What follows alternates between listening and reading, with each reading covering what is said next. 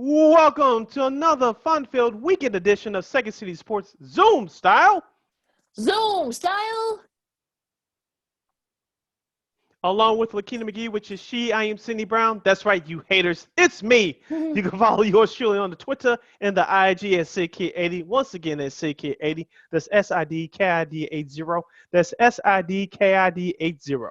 You can follow me at Keita McGee on the Twitter and at Keita_McGee on the IG. You can follow this podcast, Second City Sports, first right here on YouTube. The video version will be out every Monday and Friday at War Media right here on YouTube. Once again, at War Media on YouTube, WARR Media. That's every Monday, every Friday for the video version. Our podcast version will be out every Tuesday and Saturday at War on Anchor. Once again, every Tuesday and Saturday, the audio version at War on Anchor, which kicks you on to Spotify, iTunes, SoundCloud, Stitcher, Google Play, and the iHeartRadio app.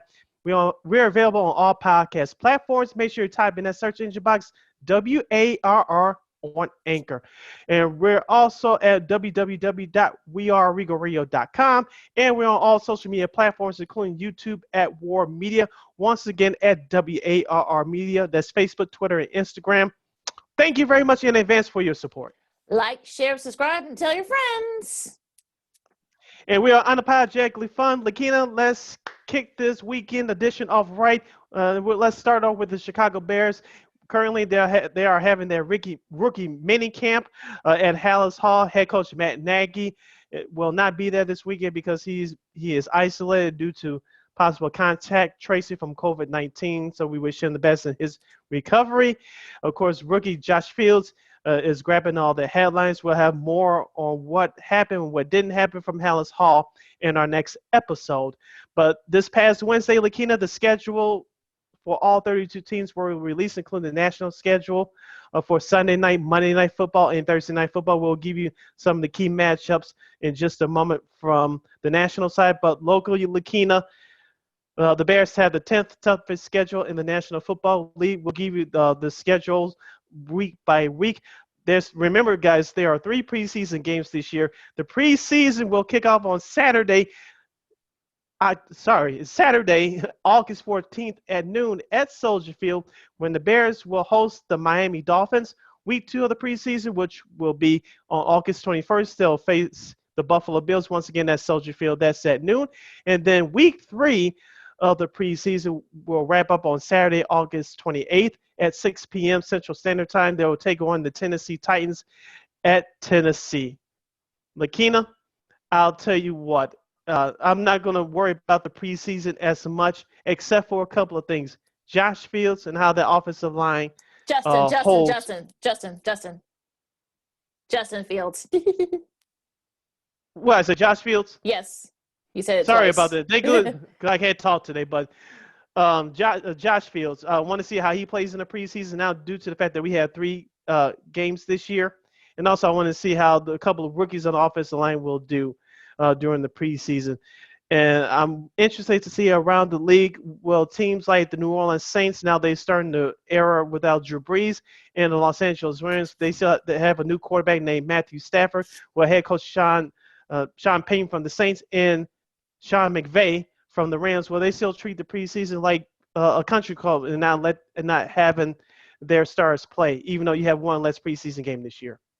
It's going to be interesting to see. You look at the schedule. The Bears have 4 nationally televised games, including the week 1 against the Rams for Sunday Night Football. They have a week 9. They got Monday Night Football against Pittsburgh. They got to go at Pittsburgh at Heinz Field. Then they got the Detroit game on Thanksgiving. This is their 3rd time playing Detroit on Thanksgiving. Why? I know, right? For the 3rd time in the last 4 years. Why? I don't need to see the Bears on Thanksgiving. I'm sorry. I know they won both those games the last couple of times, but I'm sorry. I don't want to see them. Stop. It might be limiting travel, I guess. Maybe they don't want to have a team travel cross country. Maybe that's why. I don't know. And then like a couple weeks after that, they have at Green Bay. That's a Sunday nighter. And then they have their last nationally televised one at Minnesota for Monday Night Football. I mean, they host Minnesota, I should say, for Monday Night Football. Mm-hmm. It'll be I think they have the third toughest schedule if you go by odds. They have the third Hmm. toughest schedule in the NFL. It'll be interesting to see what Justin Fields. When will we see him? I doubt that Matt Nagy. Of course, we'll send him get well soon because he was in close contact Hmm. with someone who had COVID. He has to isolate now. Are you going to throw Justin Fields to the Wolves in Week 1 against the Rams against Aaron Donald and that defense? I don't think they're not going to do that. That's Um, why I say Andy Dalton right now is your starting quarterback for Week 1. I mean, the Cincy game, I mean, we'll see where they are. I mean, Cleveland, they go at Cleveland. That's going to be a tough one there. So they could Hmm. be 1-2 by the time they have that first meeting hosted Detroit. So, it'll be Week 4. So that'll be interesting. Then they go to Las Vegas and the Raiders, Las Hmm. Vegas Raiders. Then they have Green Bay and Tampa Bay. Tampa Bay, I'm sure they're going to want to have that revenge for that Monday nighter last year. So this is a tough schedule for the Bears. I mean, they got San Fran. Of course, we mentioned Pittsburgh. They host Hmm. Baltimore. They host the AFC North this year and also to the NFC West. So this is going to be a very tough schedule for the Bears now. With the extra game, maybe that could help them a little bit. But look, if they finish 7-10 or 8-9 or 9-8, I wouldn't be surprised. Like again, we're not going to go game by game. It's too Hmm. early for that. But if we just see what they decide to do here, I'm curious to see how this team will look because the defense is going to look is going to be a year older. You don't know how the offense is going to look. So I don't Hmm. know. I mean, I like playing around with the scheduling because it's just fun. It's a lot of fun. And I think it's it's not like a big thing, but it should be very interesting. No doubt. Of course, it's a bigger thing when certain games get leaked out 24 hours before Mm-hmm. the actual release show. Shout out to a good friend of the show in 670 The Scores, Danny Parkins. He's the afternoon guy over there. He had a bunch of leaks on his Twitter, and I retweeted every last one of them. But with that being said, uh, like like we mentioned last year, Lakeena, even though this Bears team was technically a playoff team, they didn't look like it, especially at the end of the year. But when you drafted a player like Justin Fields, Mm-hmm. it looks like the league wants to see him as a national attraction, and he's on the number 3 in terms of market size Yeah. team in the NFL, and he's on the charter franchise, and many people believe that he's finally the franchise quarterback that the Bears have longed for, and now they have selected. So, like, I agree with you. The question is, when will he play? As a want to be average Joe betting man, I bet that he does not start Week 1. Now, do I think that Matt Nagy may have something up his sleeve in terms of using Justin Fields, assuming that Andy Dalton's the starter for that game against the Rams? Yeah, I think he'll put in a special player too for Justin Fields for that game. I definitely can see that. But Justin Fields is not going to start. I said it once, I'll say it again. Ryan Pace can breathe a little bit since he selected Justin Fields. But Matt Nagy, brother, your job is still on the line. And if he coaches that way, which he should, he will start Andy Dalton. Now, will Andy Dalton finish the year out? Probably not. So the Mm-hmm. question is, and I'll ask you first, when will we see Josh Fields first start? Especially now, given the Bears have 4 primetime games. Will it be during the Green Bay game? Will it be the Detroit game in early October? Will it be the Tampa game following the Green Bay game in late October? Or will we see Justin Fields start after the bye week, just right before the Baltimore game, and then 3 days later, the Thanksgiving Day game at Detroit? Yeah, I think I think it's going to depend on how the season goes, right? Mm-hmm. If the Bears have a good start, they go like maybe 4-2 or 3-2, maybe we might keep seeing Dalton. But if the Bears Mm-hmm. stink right out the gate and they're like 0-4 or 1-3, I wouldn't be surprised if Matt Nagy decides to bring Justin Fields on and kind of see how he looks. I mean, like I said, I don't think they're going to throw him to the Wolves against the Rams and that defense. That's not going to Mm-hmm. happen. But do they maybe perhaps try to get him to give him some reps against Detroit, maybe one of the Detroit games. San Fran should have a good defense next year. Going to do it against them. Are going to do it against Pittsburgh, which has a pretty solid defense. Hmm. in that Monday nighter, or are you gonna do it after the bye against Baltimore? Are you gonna do it on Thanksgiving? Since you're gonna have to be on national television anyway against Detroit, are you gonna have it the week after that against Arizona? Like I said, it's gonna be, which I'm sure their defense will be improved, and Seattle. I mean, look, Yeah, you go to Seattle this year, and yeah, that's so going to be tough within that's going to be itself tough, because of the especially crowd. the crowd. Yeah, especially the crowd's going to be Yeah. back there, so that's going to be, Hmm. you want to throw it to the wolves there. So, like I said, it's all going to depend on how the season goes. If they stick it up, I mean, you may see him sooner rather than later. Fields. Yeah, and I think that's the question. When will we see Josh Fields? And take a look at the rest of the schedule. Of course, you're getting towards the end of the regular season. After the Seattle game in Week 16 on Sunday, December 26th, the regular season will end on January 9th. But January the 2nd, you'll host the New York Giants. And on the 9th, you'll face the Minnesota Vikings in Minnesota. It looks like it's becoming a tradition to finish the season in Minnesota for the last 3 or 4 years if you're the Chicago Bears. So we assume that Justin Fields will be playing by then. So I think within the first 6 weeks, we should get an answer on whether Mr. Fields will start for the year or not. And like you said, it's going to depend on the record obviously with the Bears. Of course, the Bears got off to a 5-1 start last year, despite Nick Foles stinking it up. They was carried by the defense. If they get off to that similar start this year, I wouldn't bank on it because if you try to use the same formula as you did last year, you're not going to get away with it. Andy Dalton was brought here to be the starter and improve the offense. You have new weapons around him now, so the Bears should struggle offensively, like you said, Lakeena. Justin Fields will be in. The question is when. And I can see between that Las Vegas game in Week 5 and the second week in October, or like you said, the Detroit game. I think the Detroit game will probably be I will probably bet the Detroit game, the first game in October here in Chicago. By the way, 4 days before my birthday, I would bet they'll be the leading candidate for that game for Mr. Fields to start. Well, and like that's going to be the $1 million question. I mean, will it be? Look, I think some people have said that maybe he'll start early. If he has a good training camp. Some people say he may not Hmm. start till after that bye week in the Thanksgiving Day game, and maybe bring him on against Baltimore after that bye week. But I mean, look, it's going to be very interesting. Like I said, Hmm. it's going to depend on where the Bears are record wise. Like I said, if they're right off the gate, they do well right off the gate. Then and if Dalton has a good start, going into the season, fine, that's cool. But if by we'll say that Steelers game on Monday night, if they stick up the joints, and and they have Hmm. a bye week after that, I would say after that Pittsburgh game, we may see Mr. Fields, and plus that's a short week between they got the Ravens and right after that Hmm. Thursday on Thanksgiving they have the Lions, so we might see him in one of those games, depending on especially if the Bears are out of the playoff chase by that Steelers game. Hmm. You're listening to the weekend edition of Second City Sports along with Lakeena McGee. I am Cindy Brown as we break down the Bears schedule for 2021, and we'll go now to the some of the key games from the rest of the National Football League for 2021. Lakeena, I'm not going to run down every game because we'll be here all day. We don't have that kind of time, but I want to headline a couple of games for opening weekend for the NFL. Of course, the 2021 season will start Thursday night, September 9th at 7:20 p.m. Chicago time. It's the Dallas Cowboys facing off against the defending Super Bowl champion Tampa Bay Buccaneers. For Sunday, which is the first Sunday of the regular season, September 12th, Jacksonville is at Houston to face the Texans. Will Deshaun Watson be available to play in that game? We shall see.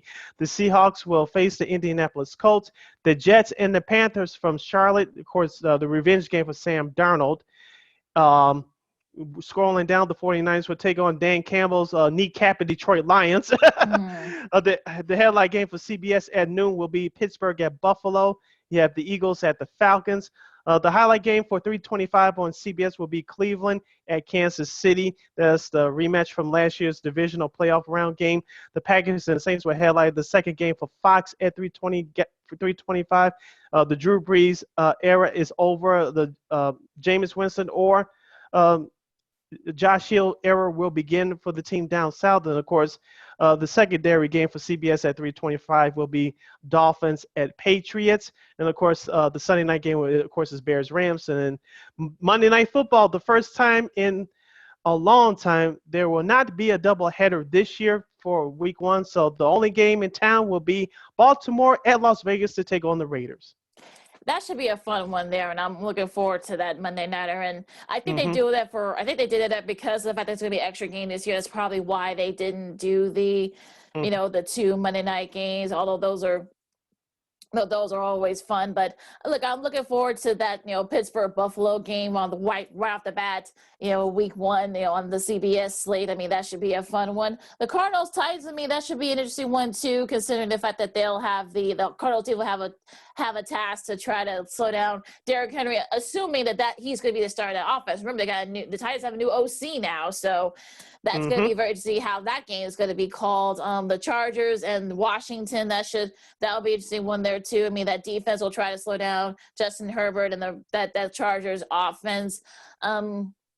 The Browns and the Chiefs, that should be a very interesting one there in that late slate on CBS. And also Miami and New England. I mean, we'll see where New England is. I mean, I know that a lot of their guys opted out last year, but again, a lot of those defensive guys are going to be a year older. So I don't know how they're going to look. I mean, will Mac Jones be the starter? Will Cam Newton, how long, will he have his struggles? I know he's going to try and go for it, but I don't know where that team will lead. As for the Fox slate, I mean, Minnesota and Cincy, I mean, that could be an interesting one there. Yeah, maybe Joe Burrow will be back by then, hopefully. Hopefully. Seattle and Indy, that's a new game on Fox. That should be an interesting one there. You got that defense of the Colts, and they were number 1 overall last year, and and Russell Wilson, all that saga. So we'll see how they look. Let's see. Oh, like you said, Sid, I mean, the Green Bay, New Orleans. Will Aaron Rodgers be the quarterback? I think that's going to be another number 1 question. Because the other game underneath that would be Denver at the New York Giants. Yes. And assuming that Aaron Rodgers is traded to Denver, which I don't see it happening, but let's just say it did, I guarantee you Joe Buck and Troy Aikman will be sent to New York City. Oh yeah, instead. But like I said, but I don't think that's going to happen. So I don't think so either. Because I think Rodgers will be staying where he's at. I think this whole thing is just a big, bugaboo. But that's neither here nor there right now. But yeah, I mean, look, there's some really good games in week one, and for both the afternoon and night slates. And like I said, we'll see how Baltimore and Las Vegas. I mean, that's going to be a fun one right off the bat on Monday night. So. Look, there are going to be some great games, in week one. So I'm looking forward to it. I can't wait. I wish the season would start now, but we can ease into it. That's fine. Yeah.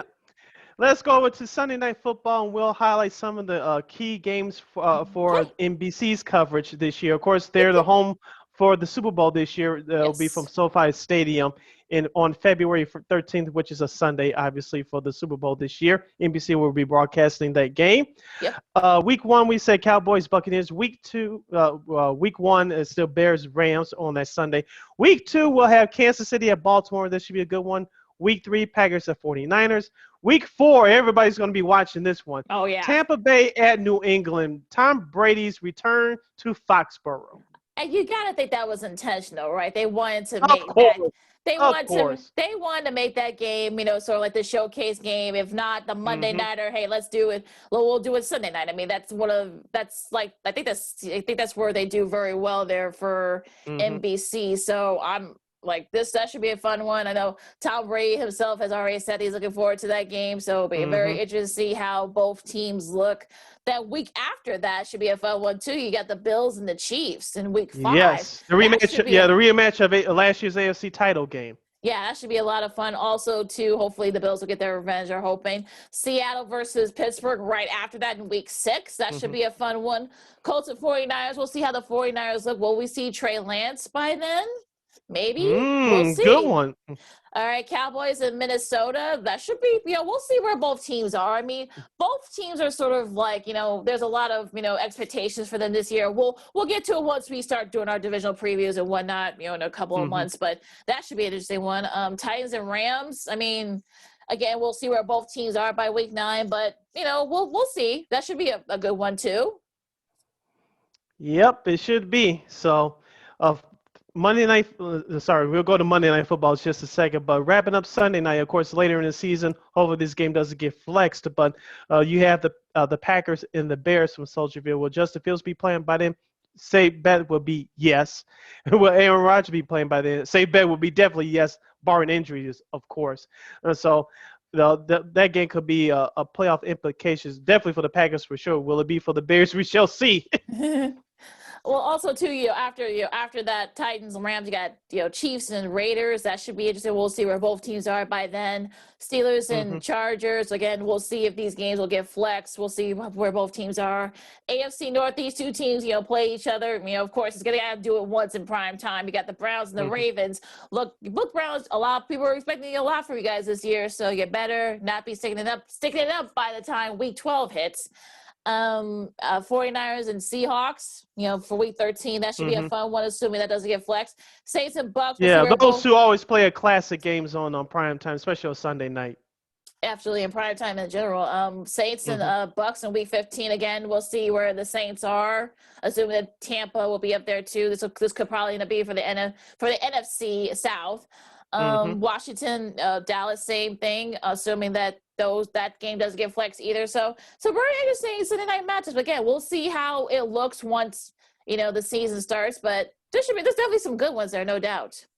Yep. Let's head over to Monday Night Football. Just a few games to highlight for you guys. Of course, week 1, as we mentioned, the Ravens at the Raiders. Also, the games will be seen on ABC this year, so you get simulcast there. Week 2, you have Detroit at Green Bay. Dan Kneecaps Campbell against Aaron Rodgers in Lambeau Field. Of course, week 3, you'll have Eagles and Cowboys from Texas Stadium, Jerry's World. So the NFC East matches up right there. Week 5, you have the Carson Wentz and the Indianapolis Colts traveling to Baltimore to take on the Ravens, the old Baltimore Colts. Now Indianapolis Colts, obviously, and then the new Baltimore team in the Ravens. Historic proportions there.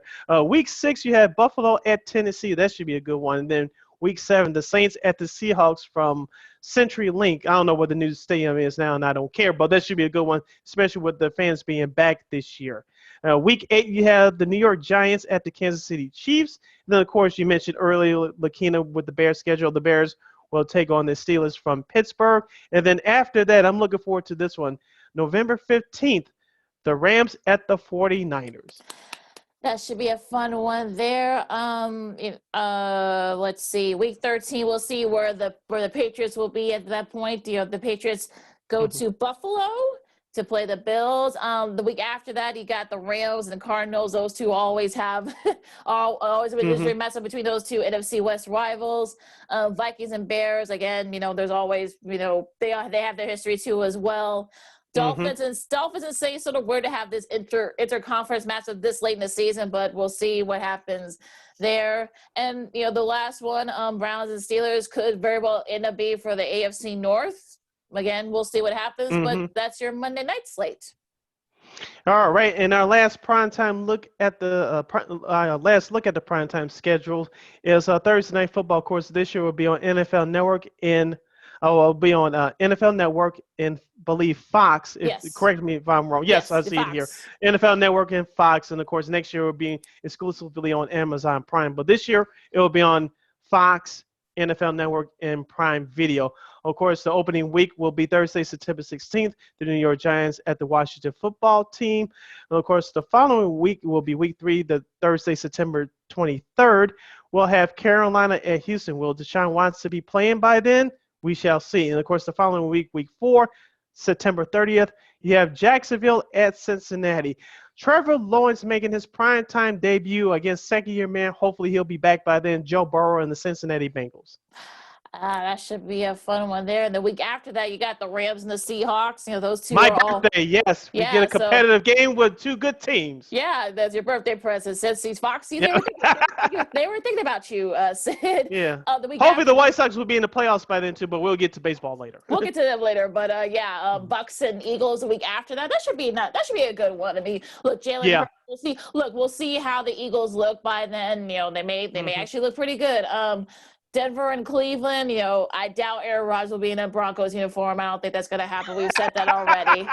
I know. Sorry, Denver fans. I know I got a friend out there, Brad, who lives out in Denver, but I know he's hoping that'll be the case, but I don't think it'll happen.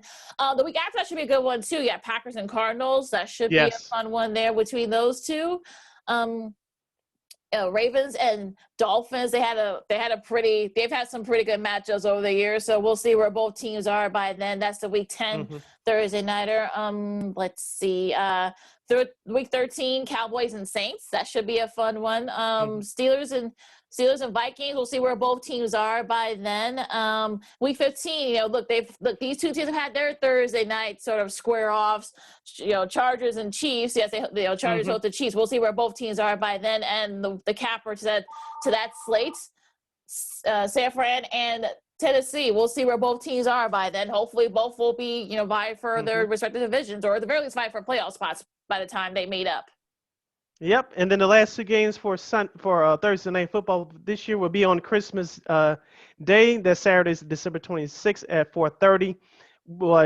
Cleveland at Green Bay, then followed by Indianapolis at Arizona. So on paper, good matchups here. Lakeena, you forgot one game before we move on. Week 11, November 18th for Thursday night, the rematch of the Super Bowl from a couple years ago, New England at Atlanta.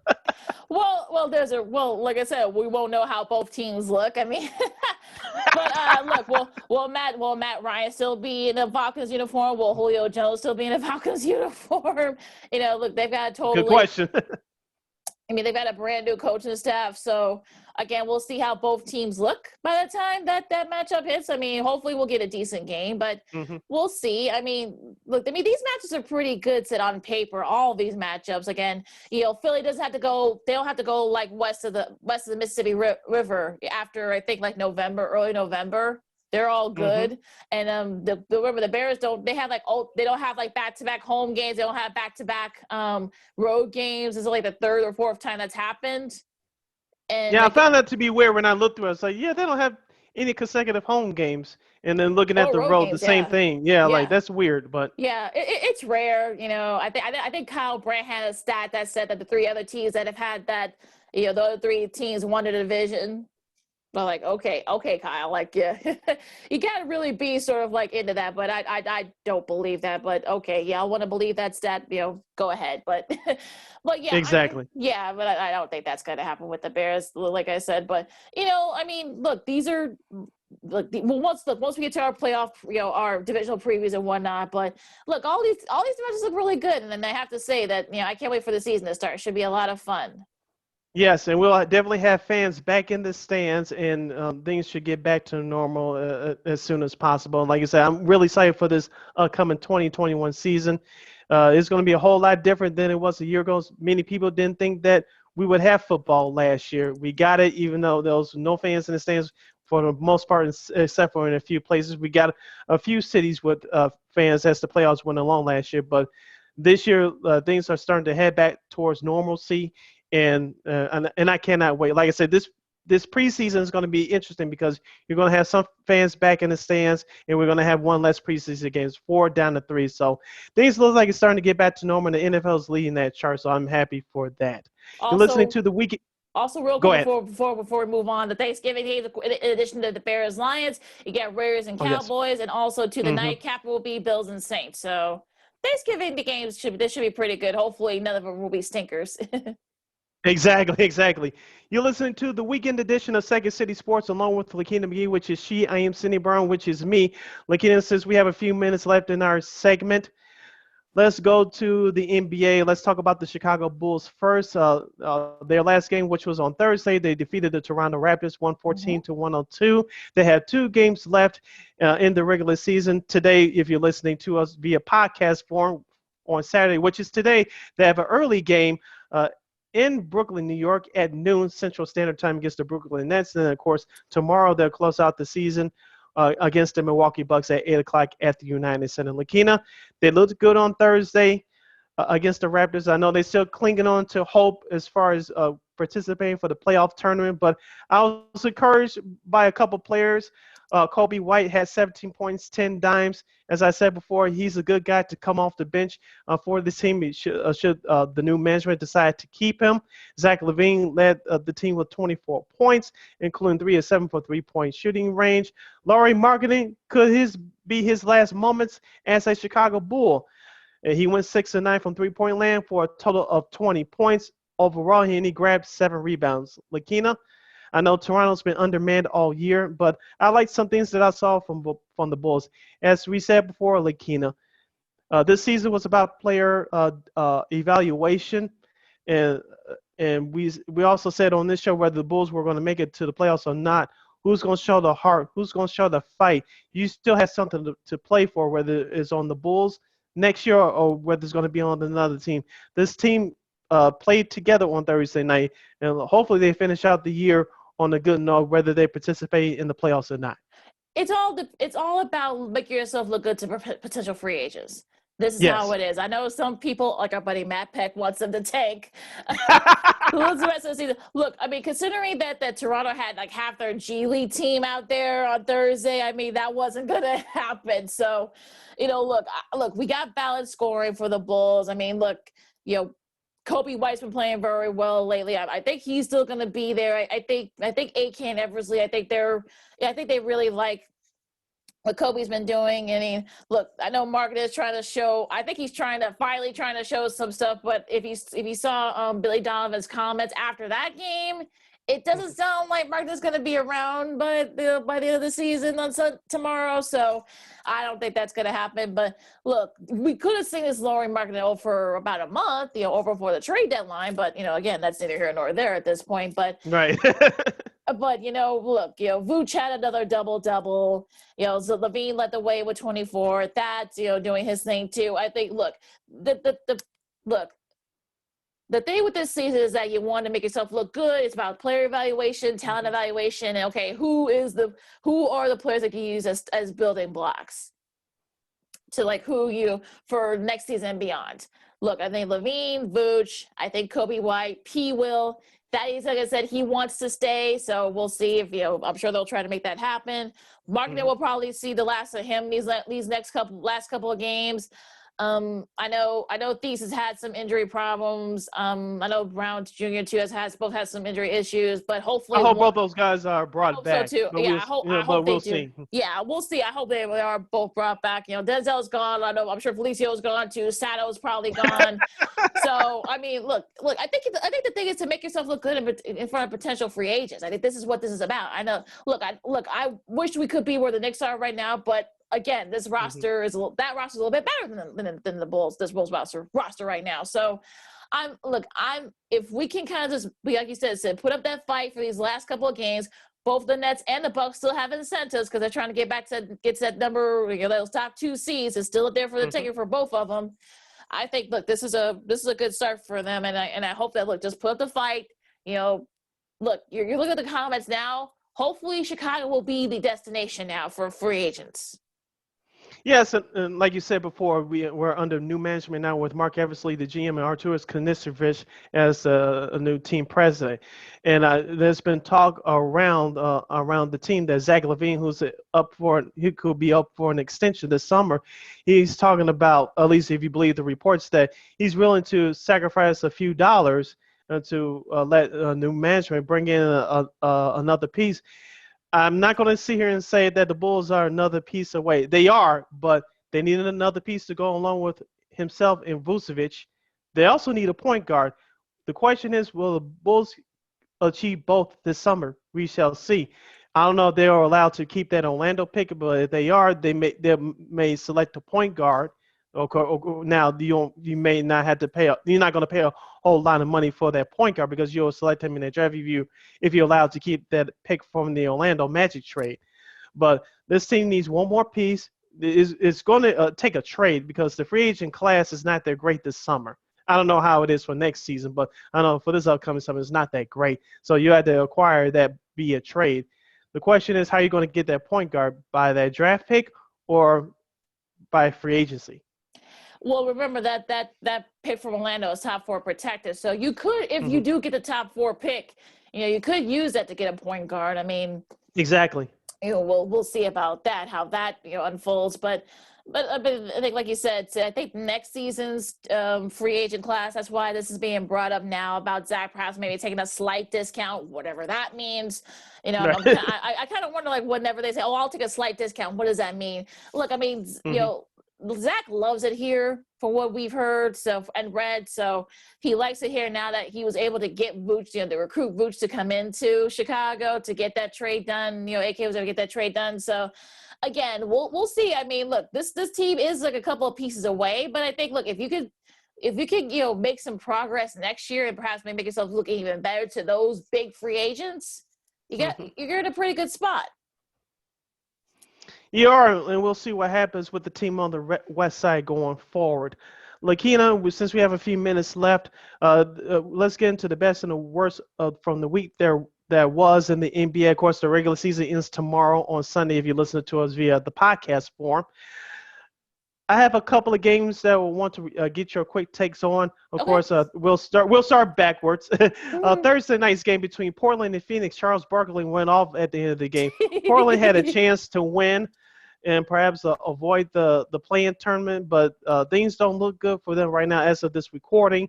They lost to the Phoenix Suns by 1 point. Devin Booker was fouled. I still don't see a foul on that play, but that's neither here or there. But Devin Booker made 2 of his free throws, which clinched the win for the Phoenix Suns. Of course, Phoenix, along with Utah, are fighting for the top spot in the Western Conference.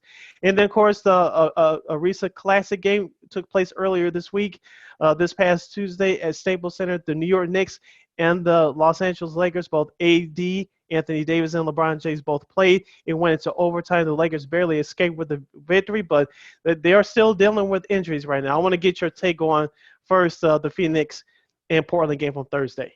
I saw that game, and it was those last few minutes were probably like the craziest minutes we've probably seen this year. I think they had there was about 6 lead changes and a lot of missed free throws and a lot of questionable calls on both ends.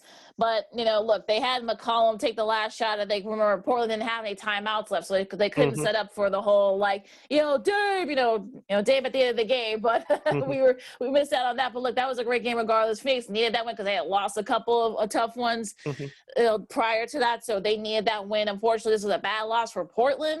We'll get to the schedule for this weekend in a minute, but that might have sealed their fate. Perhaps maybe they're probably going to end up going to the play-in game. Now, as far as I saw a little bit of that Phoenix. That Lakers Knicks game, that was another crazy one. I mean, look, Kuzma had to make some shots late. You can tell that LeBron is still, being hampered by that ankle. So I think he's going to take his time, I'm sure, probably. And I think those supporting guys finally stepped up. And I think the Lakers realized that, okay, we better step up because we actually have a pretty good schedule after the Knicks game. So we'll talk about it. But it's good. Look, this weekend's game is going to be, because there's still a lot at stake. So let's get to this weekend's games, Sid. All right, starting with Saturday's games, which is today, if you listen to us via our podcast. Of course, the Bulls will face Brooklyn at noon. Also at noon, the Los Angeles Lakers will take on the Indiana Pacers on the road. At the same time, the Charlotte Hornets will take on the New York Knicks from MSG. At 1 o'clock, Boston will face the Minnesota Timberwolves. Boston's reeling right now. They may have sneak in the play-in game. If they keep losing, we'll see about that. The first of 2 back-to-backs between these two teams, Phoenix at San Antonio at 1 o'clock. And then the nightcapper tonight will be the Miami Heat at the Milwaukee Bucks. That should be a fun one there because they're definitely going to be jockeying for position in that. So that should be a fun one. Going into tomorrow's matchup, this is the last game of the regular season, folks. You got Boston and New York. That's the first game of that ESPN doubleheader. Boston, they need to win this because they want to avoid the play-in. So they better get it together there. Indiana and Toronto, we'll see. This all, Indiana trying to avoid that play, trying to get a better seat in the play-in. So we'll see what happens with that. Washington, quick shout out to Russell Westbrook for his 182nd triple-double, breaking Oscar Robertson's record for the most in one season. give them a shout out there. We'll talk more about that in a later podcast, how we feel about that. Phoenix and San Antonio, that should be a fun one there because I think Phoenix needs to win this to try to at least make it interesting for that number one seed in the Mm-hmm. West. And that second game of that ESPN doubleheader, Memphis and Golden State. Golden State sort of like just trying to jockey for positioning. Yes, there's also to running out tomorrow's schedule. Cleveland and Brooklyn. That game may not mean anything, but it'll take place at 6 o'clock. Same with Houston and Atlanta. Miami and Detroit at 7 o'clock. The game may not mean anything in terms of seeding. Miami's already clinched a spot in the playoffs. Of course, Milwaukee and Chicago from the United Center at 8 o'clock. You have Dallas and Minnesota. That game could mean something. At the same time at 8 o'clock is the Lakers at New Orleans against the Pelicans. Of course, the Clippers at Oklahoma City. The Clippers will probably rest everybody by then. Denver at Portland at 8 o'clock. That game could mean something. And the Utah Jazz will take on the Sacramento Kings at the same time at 8 o'clock. All those games all probably mean something because Utah's trying to get that number one seed. They haven't clinched it yet. And if Phoenix wins, I think, not to cut you off, but if Phoenix wins early in the day, that game probably won't mean anything in terms for Utah. They'll probably sit there, guys. Yeah, and also to the Denver-Portland one, we'll see if Denver decides to rest their guys. I mean, Portland needs to win and hope that Lakers lose their last two so that they can avoid the play-in. They do have Portland actually does have that tiebreaker against the Lakers. But again, we'll see if that game means anything by the time, they're all going to be playing at the same time, so there's going to be a lot of scoreboard watching. Yep. Before we take our break, Lakeena, did you check out Thursday night's game between Miami and Philadelphia? Yes, I did. That was Udonis Haslem. Yes. If we had a special award, we would give it to him. I thought he retired once LeBron James left Miami a few years ago, but he's still hanging around. The 40-year-old, now NBA veteran, made his season debut on Thursday. The Miami Heat blew out the Philadelphia 76ers, but that's not the story. In 3 minutes of action, he almost had the hockey hat trick, okay? I guess we can call it the basketball hat trick. He scored a bucket, drew a flop, yelled at Joel Embiid from the bench, and he wrestled with Dwight Howard and got kicked out the game. Yeah, if that's not a paycheck well earned, I don't know what is. Yeah, it's just crazy that he does that. he's still getting checks, and look, you gotta give him. I'll give him props for at least being able to actually still do that at his age. So yeah. I'll kind of let him slide and give him a mulligan on that. So that this whole day was just crazy yesterday on Thursday. That was like I didn't know where that came from, and also too the Heat, having a really big win. So, but I think Doc rested a lot of his guys. So I think that maybe that game really didn't mean anything too much to them. But that was a nice win for Miami, and that was just a crazy moment there. And of course, the play-in tournament will start on Tuesday. We'll have the matchups and game times will be set, and we'll bring that to you on our next episode right here on Second City Sports. Lakeena, let's take this 20-second timeout because on the flip side, we'll have Chicago veteran sports reporter and Hall of Famer, Mr. George Ofman. If you are our age and older, you remember him. He was one of the original guys from, at that time, WSCR, Chicago Sports Radio 820. He also has worked for NPR, WGN Radio, WBBM News Radio 780, and Chicago Webio as well, and Sports Phone. So he'll be hopping on with us. We'll get his take on the latest in Chicago sports. We'll go through his Hall of Fame career. And he's also the host of his new podcast called Tell Me a Story I Don't Know. Season 2 will premiere next week. We'll get in a sneak peek to see what he has in store for Season 2 of his podcast. Along with Lakeena McGee, I am Sydney Brown. You're listening to the weekend edition of Second City Sports, and we'll see you on the other side. Welcome back to the second half of the weekend edition of Second City Sports Zoom Style. Zoom Style. Along with Lakeena McGee, which is she, I am Sydney Brown, which is me. You can follow yours truly on the Twitter and the IG at SidKid80. Once again at SidKid80. That's SIDKID80. That's SIDKID80. You can follow me at Keena McGee on the Twitter and at Keena McGee on the IG. You can follow this podcast, Second City Sports, right here on YouTube at War Media. Once again, at WARR Media. The video drops every Monday and every Friday right here on YouTube. Once again, every Monday and every Friday, the video version drops right here on YouTube at War Media. Once again, at WARR Media. A podcast version will drop every Tuesday and every Saturday at War on Anchor. Once again, every Tuesday and every Saturday, the audio version at War on Anchor, which kicks you over to Spotify, iTunes, SoundCloud, Stitcher, Google Play, and that iHeartRadio app on all podcast platforms, which we are available at. Just type in that search engine box, WARR on Anchor. You can go to our website, weareregalradio.com for more details. And we're on all social media platforms, Facebook, Twitter, Instagram, and here on YouTube at War Media. Once again, at WARR Media, Facebook, Twitter, Instagram, and YouTube. And thank you in advance for your support. Like, share, subscribe, and tell your friends. As we always say on this show, we are unapologetically fun, and we're going to have some fun on this segment. It's our pleasure and honor to bring on our next guest. He's a Chicago sports reporter legend. He's a Hall of Famer. He has a Hall of Fame career. His work has been featured on NPR. He's one of the original guys from Chicago Sports Radio 670 The Score. Back then it was 820. Of course, he has worked for WBBM News Radio 780 and WGN Radio and Sports Phones for those that are older than us. It's our honor and our pleasure to welcome in the Honorable Mr. George Ofman. George, welcome to our show, sir. How are you today? I'm great, and you're right. Sports Phone is older than you guys. You're absolutely right. It really, it's amazing how many people respond to it when we put something out, like the anniversary of it last year, and the hundreds of responses from people that, of course, have to be at least 45, if not older than that, because it began in it began in 1976 in New York, and then in November of 1977 here in Chicago, and I joined on Christmas Eve of 1977, and the guy who took me through is Fred Hubner. And Fred, of course, is still on ESPN radio here in Chicago, and our staff included Les Grobstein, who's still on The Score, Ron Gleason, who was my boss 3 times, and of course he's the program director at WBBM. So a lot of people are still in the business, and a lot of people were spawned from that business. I can't even begin to tell you how many: Lou Canellis, Jeff Joniak, Andrew Siciliano, who I interviewed yesterday.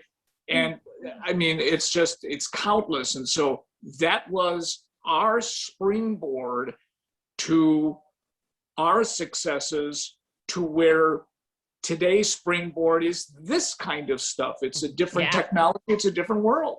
It's interesting though how sports media evolves, with all the new technology, with all the, now you got this podcast format now a lot of us are doing. So it's just crazy how everything kind of, grows and evolves, and, the technology changes, but we just got to keep up with it. It's hard sometimes. Well, absolutely. Listen, this thing changed everything. Okay. It completely changed what we do for a living, to where I was a sports anchor and reporter, and I knew years ago that I was the dinosaur of the dinosaurs in the industry, and then they started getting rid of us from the Score, which really doesn't do updates anymore, nor does WMVP. So WBBM News Radio and WGN are the only ones that still do it. That's it. And it used to be everywhere. Back in the 80s, when there was an explosion of radio here in Chicago, everybody did updates. That's what it was. But, that phone has changed everything. And so, the dinosaurs like me are becoming extinct. Oh. Well, we still love you, George. That's why we have you on today. Thank you. Before we move on, we also forgot to mention that you're the host of your new podcast called "Tell Me a Story I Don't Know." It's season 2 will debut next week. We'll get into that as we go along this interview. But first, we want to start off by having your takes on the latest in Chicago sports. Let's start with baseball, which is hot right now. Of course, let's take it to the South Side. My Chicago White Sox, as of this recording, have the best record in baseball. Of course, Tony La Russa was brought back as manager. Of course, people had their own opinions about it, but right now they're looking good despite injuries to Luis Robert and Elo Jimenez from spring training. Give us your assessments on how the White Sox look right now, and do you expect the World Series trophy by the end of the season, or do they still have some ways to go? Now, they have a ways to go, but right now they look like the best team in baseball. They're playing like the best team in baseball, and they're not missing two really important offensive players. And in the case of Luis Robert, an outstanding defensive player, they're not missing a beat because they're manufacturing runs without home runs. Who would have ever thought that the White Sox would be number one in run differential in the major leagues and last in the American League in home runs for a team that should have been put together and really was put together for more power because their ballpark says we need power. I know this from the number of years covering the White Sox at what was then U.S. Cellular Field and now Guaranteed Rate Field. It's a home run hitter's park. But they are manufacturing runs. I mean, it's number 9, number 13. Every day they're scoring runs. Their pitching has been outstanding. And despite, some guys who haven't really been up to snuff thus far this year, and their bullpen is coming around after a rather shaky start. Their defense is still questionable, though. Gosh, Jose Abreu has really improved dramatically. Yes. And not just this year. We saw it a couple of years ago. I was looking at some of the guys that were in the press box, and I said, gosh, is Abreu looking better at first base? Well, then the other day, he had an outstanding game, making some great plays, and he has really turned into one of the best players in the American League.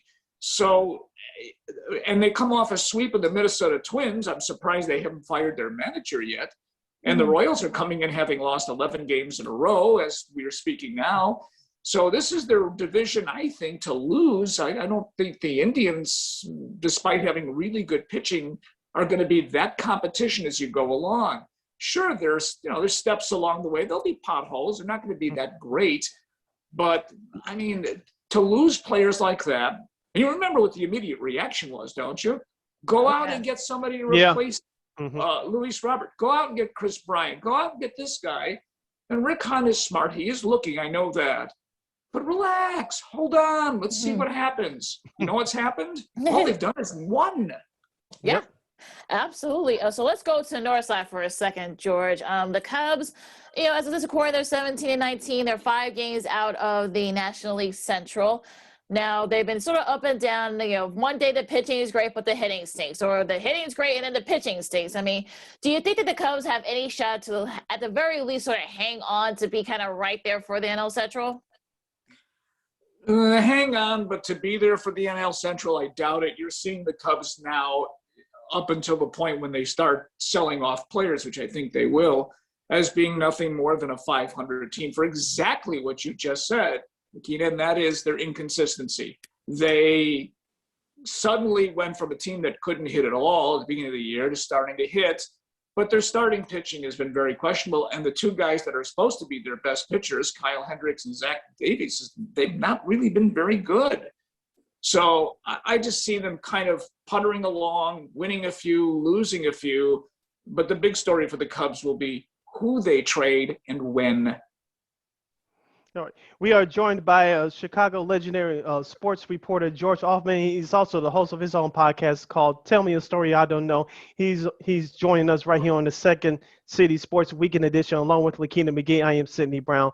George, let's stay with the Cubs for a moment.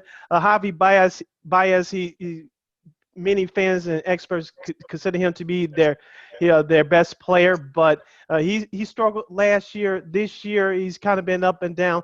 Do you see him as part of the future for the North Side? That's a really good question, Sydney. First of all, defensively, he's not had a really good year. Yeah. There are times where he doesn't appear to be totally in the game. He is certainly an offensive force because he can drive in runs.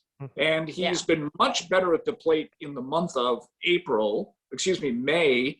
He's striking out far fewer times. Remember, he's striking out at over a 40% rate. And then now it's gone down to under 20%, which is really good. I'm not sold on whether the Cubs are going to keep him. I don't know what they're going to do. Chris Bryant is having a wonderful year, albeit can he stay in one piece? He's got a little bit of an issue now. He's showing why he was an MVP, but he's also showing why he wasn't for a while, and that was because he wasn't 100% healthy over the last number of years. Yeah. Keeping him will be really a matter of whether or not you want to pay the toll that his agent's going to want, and my guess is it's going to be too much. Anthony Rizzo is the player most teams would like to have now. So I don't know how many of those three guys they're going to trade. They could trade all three of them. But I think it's a pretty foregone conclusion. They're going to trade at least one, if not two of those guys. Well, let's go back to the White Sox for a second. You remember Mercedes is just hitting the lights out the ball right now. Both, he can hit long ball, he can hit the short ball. Do you think he can keep this up for the White Sox? That's been the question. The question after April was, when is he going to come down to earth? Apparently, he's with the Mars rover. He's still up there. He's not going anywhere. I mean, he is still hitting. It's not necessarily hitting for this massive home run power. I mean, he's getting his bat on the ball.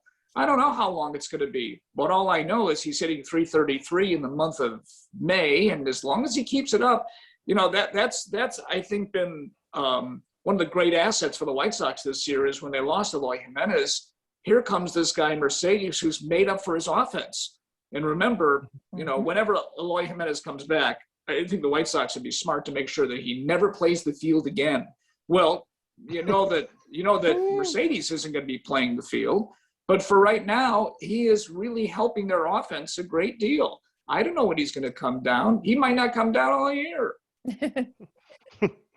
Let's head over to the hardwood and talk about the Chicago Bulls. George, of course, they're led by new leadership in Arturas Kanishevich and GM Mark Eversley. Of course, the Bulls, it looks like they're going to miss the playoffs again for this season, but it looks like they're showing some signs heading towards next year. I'm hopeful as a Bulls fan that they'll be a better team next year. Of course, at the Nikolai Vucevic trade back in March, they did show some signs, but, the injury to Zach LaVine really hurt them down the stretch.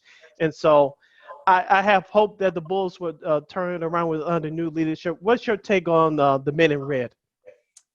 Well, if this was an 82-game schedule, they could be on pace to win 34 games. It's not a lot, but they won 22 last year. Plus, Zach has missed games with injuries, and then, of course, he missed a slew of games because of the coronavirus situation. I like this management team. It was a very smart move to get Vucevic. But remember, he is 31, so you're going to have to make some moves in the offseason to become a playoff team, but as dangerous a playoff team as you can be. The problem is getting that other free agent to join the Bulls. It's very possible they'll lose that first-round draft pick, which is, it is protected, and unless they manage to get up in the top 4 in the draft by hook or crook, they're going to lose that first-round pick. So they're going to have to find the right combination of players next year, and there's going to be a slew of those guys this year that are not going to be with the team. I don't know if Markkanen's going to be back. Kobe White is the type of guy who I think is better suited to be coming off the bench, and more often than not being a lead guard, but a shooting guard, because he could be a very explosive type player. But I think the arrow is pointing up. Is it pointing up to be a championship caliber team? Again, that all depends on what Karnisovas and Eversley are able to find in the open market, because this is the way that you win. Unfortunately, in the NBA today, which I don't like, is that all these star players decide to congregate with one team, and thus far they have not decided to congregate with the Bulls. Hopefully that changes. You got a whole new staff here, so hopefully that'll change. George, let's go to the gridiron for a second and talk about the Bears. Now, how encouraged are you by the NFL, their NFL draft picks? Justin Fields, sort of the headliner there. So do you think that the arrow is pointing upward for them?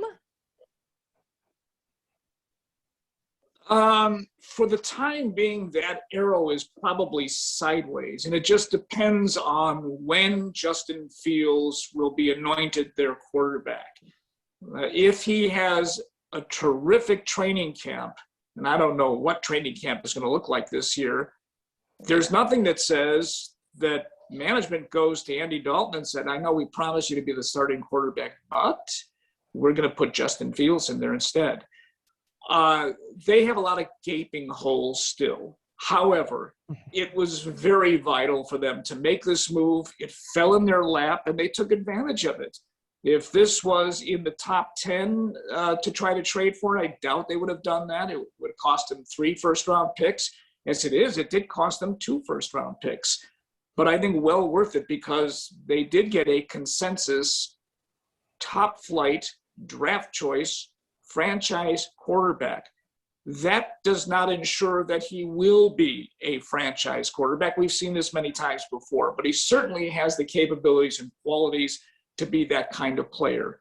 But the Bears are going to have to come up with a deal for Allen Robinson because that way they'll have a little more money to spend. They're going to have to come up with another wide receiver. They're going to have to come up with another cornerback. They're going to have to continue to repair their line. And remember, their defense is slowly, well, maybe not so slowly, aging. Mm-hmm. And so that's all going to catch up somewhere. This is what happens when you make the mistake of the wrong quarterback, which they did with Mitch Trubisky. It sets you back years that even if you go get Justin Fields, it still may set you back for a while. Staying with the Bears, head coach Matt Nagy, and I said this on our show before, George, that I do not trust Matt Nagy to develop Justin Fields. We'll see down the road once the games get going, training camp gets going. But last year we saw, even with the 5-1 start, the offense was terrible. It was led by the defense, and Matt Nagy couldn't wait to throw Nick Foles in there. Of course, all the games that Foles played, all except for one, he threw an interception. As of right now, I do not trust Matt Nagy to develop Justin Fields. If you ask me who has the more of the hot seat, is Matt Nagy, even though this team was a playoff team last year. Ryan Pace will be here a couple more years after this year because of the pick of Fields. But what is your assessment of head coach Matt Nagy? Do you think the hot seat should be turned up on him for this upcoming year? Well, I don't disagree that he's got, now he has the quarterback I think that he wants. Though in Trubisky, I'm not sure he developed him properly in the talents or lack thereof that he had to take advantage of. But now he has, I think, the quarterback he and Ryan Pace want. So I think the book is really out on him to not only be able to develop the quarterback, but to understand what a running back means to a team. Because I think there were times where he ignored the running game when he shouldn't have, and actually admitted that he did that. You may not have a franchise running back in David Montgomery, but he's not chopped liver either. Right. And so you're going to have more of a balanced attack as you go along. In the meantime, let's assume that Andy Dalton will be the Bears starting quarterback. He's not a very mobile quarterback. He's a veteran quarterback. He's had some good moments in the league. He's had some bad moments in the league.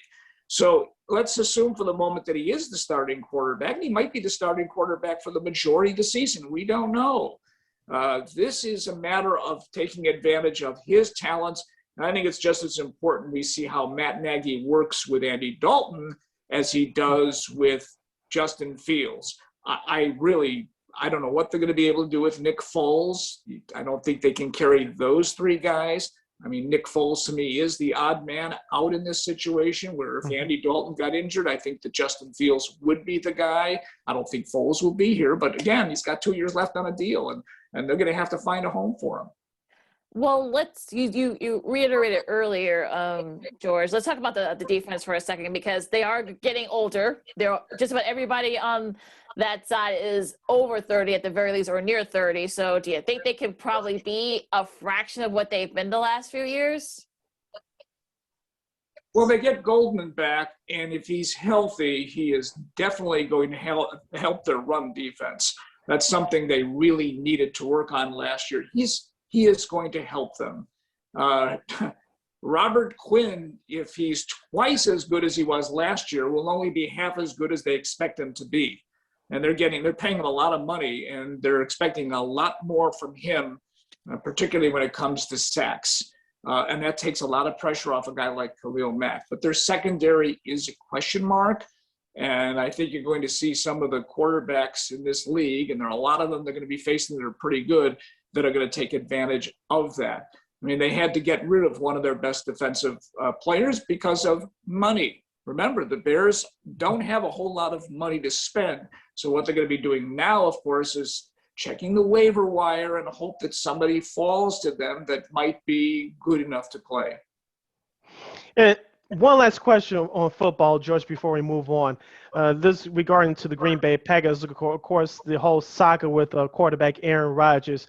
We said on this show that smart minds like us and yours too, that I don't see Aaron Rodgers going anywhere. We saw earlier in this offseason, Russell Wilson went on the Dan Patrick radio show and he aired out his frustration, and he's still with the Seattle Seahawks as of now. Do you expect Aaron Rodgers to play at least one more year in the green and gold jersey?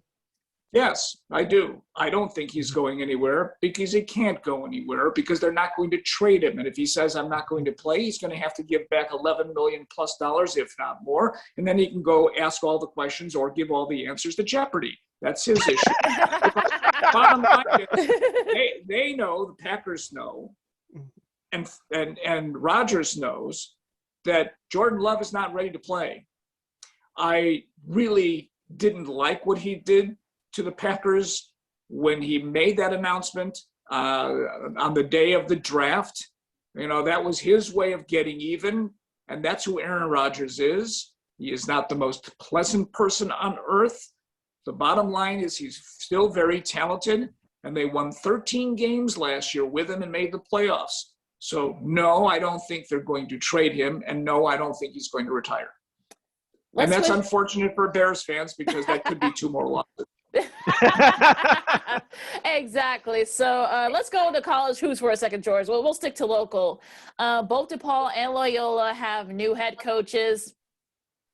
Now, which program do you think? Although I think Loyola probably has the best ceiling because they're going to have a lot of their guys back next year, except for Cameron Kovac, who's going to move on to the NBA. But which program do you think is on sort of on its way up, if you will? Well, I mean, Loyola, I don't think is on its way up. They may be even. They lost a very good player. I mean, Cameron Krutwig was an outstanding player for them. And we're going to see how Valentine is able to take the talent that he has now and keep them competitive enough to win in the Missouri Valley.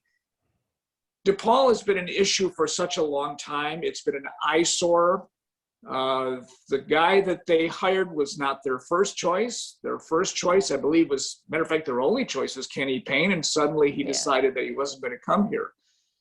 They have issues of recruiting. That has long been the issue. I've been around long enough to have covered DePaul when they were the talk of the country, albeit the choke of the country.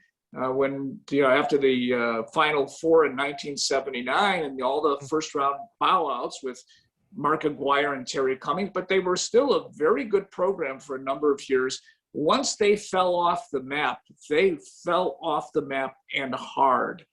And so, first of all, it's good that they finally made a change to get another coach, because the one they had is a good man, but it was the second time around for him and he was not successful.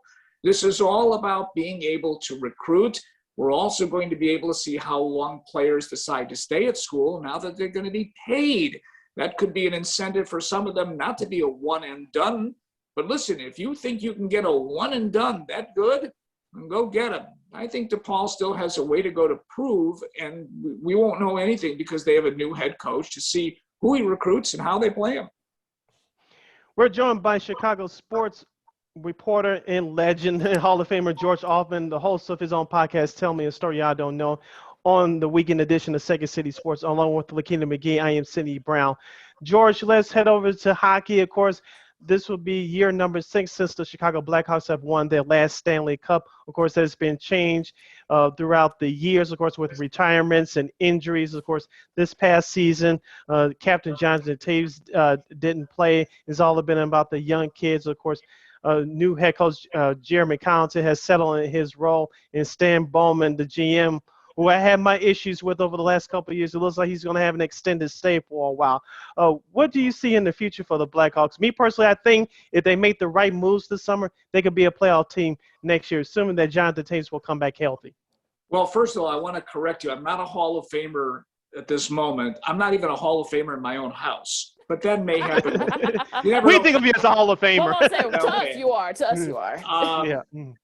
I think I don't really see the major talent that the Blackhawks have to be a Stanley Cup contender in the very near future.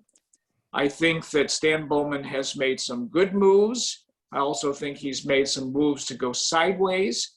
He does have a lot more money to spend now.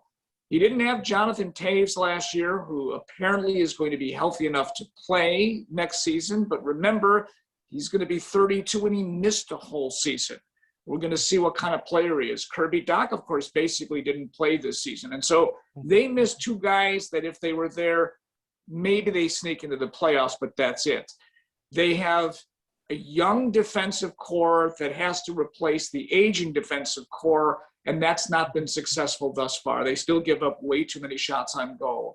Is Lankinen going to be their goaltender of the future? He was hot and cold, more hot than cold this season, and there were times that they were a better team than you thought they were, but in the end, with the new management team, which is in essence another Wirtz, this being Danny Wirtz, they have cast their lot with Stan Bowman, and so far I don't see a boatload of talent the way they had when they began the run for Stanley Cups that will be good enough for them to be on another roll for Stanley Cups. I don't see that kind of talent. I said this back in 2018. I said they would never win another Stanley Cup, and back then they still had Brent Seabrook was still playing okay. They had Keith, they had Seabrook, they had Kane, they had Taves. They still had Patrick Sharp may have been in Dallas, but you could just kind of see where they were. And of course, Corey Crawford had issues. He had injury issues. And when he played, they were good. But, ever since they got swept by Nashville in that series when they had the best record in the league, this team has gone this way.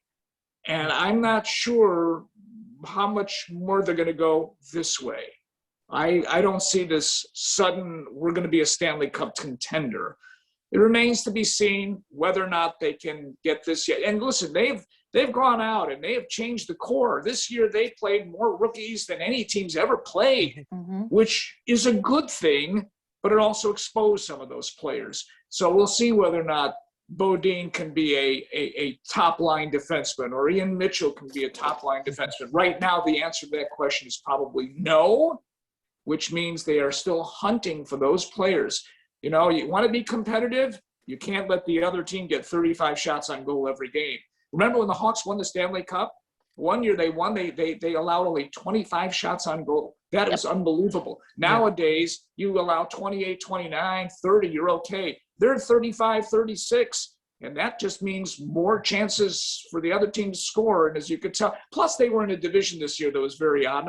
I don't know what the alignment will be next year. Hopefully it's not going to be the same alignment, where they could I'm with you on that. Oh, yeah.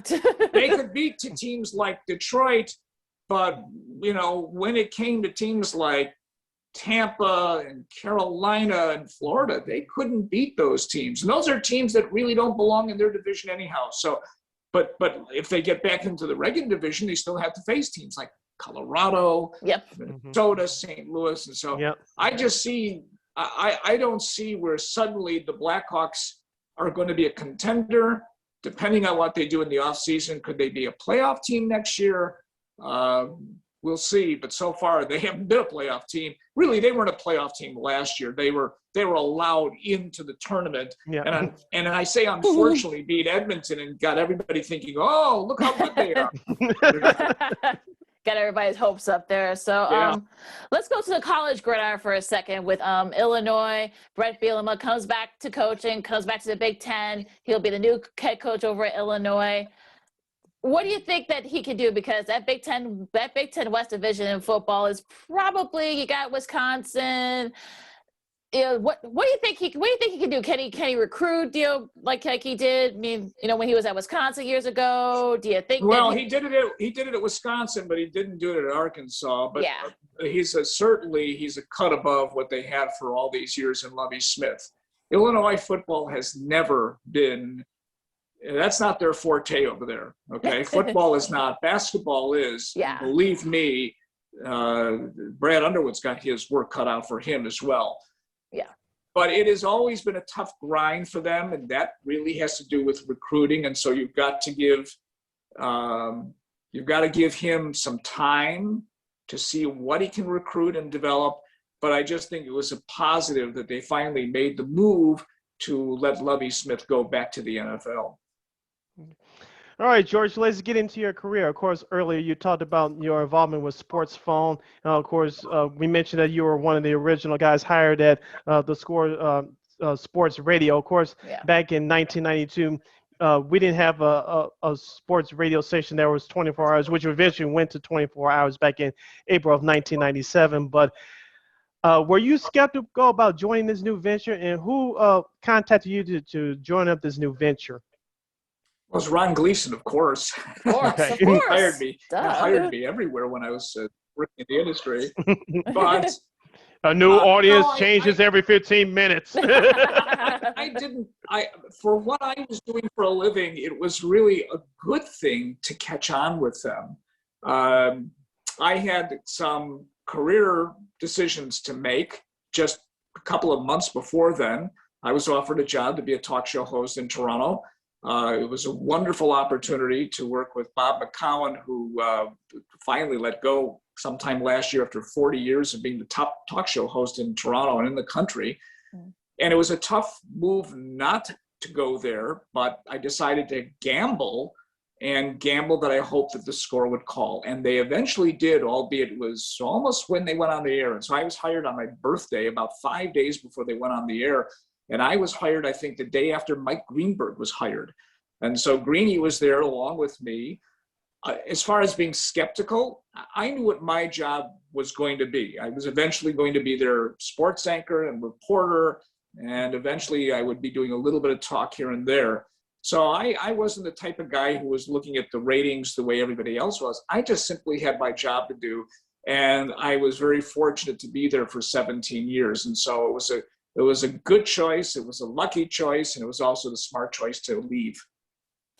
Now, George, going into your new podcast now, was it a big? We were talking right before we started recording. You said it was sort of a weird transition here. So, tell everyone, how did you get from that to now hosting your own podcast? As we'll talk more about it in a couple of minutes. Well, I was let go by WBBM as one of the Corona casualties back in July of last year. It was unexpected. I thought I would be working there into my 70s. But I always had an idea for a podcast. Generally speaking, it was something like what I'm doing now. And it was just about 2 weeks after I was let go that I started slowly but surely forming what would be Tell Me a Story I Don't Know. It took a lot of learning. I was, podcast 101. And I had to get to podcast 301 and had to get there in a hurry. And so when I thought we were going to get off the ground in November, when there was no sports last year, remember there was no sports in November, I wasn't even close to being ready. There was so much to learn, from graphics to opens and how you want to kind of get right into things and what have you, and to change the whole music concept of everything. And to figure out, what platforms am I going to use? Well, suddenly this young fella named TJ Reeves, who happens to be the pre and post game host and sideline reporter from the Tampa Bay Buccaneers, joined my group. And he's been very helpful in putting us on the map. And Will Hatzel, who does my editing, some of my editing and mixing, and TT Schenken, who, I had an idea for the graphics, which I was told was an extremely important part of the podcast. People come to the site.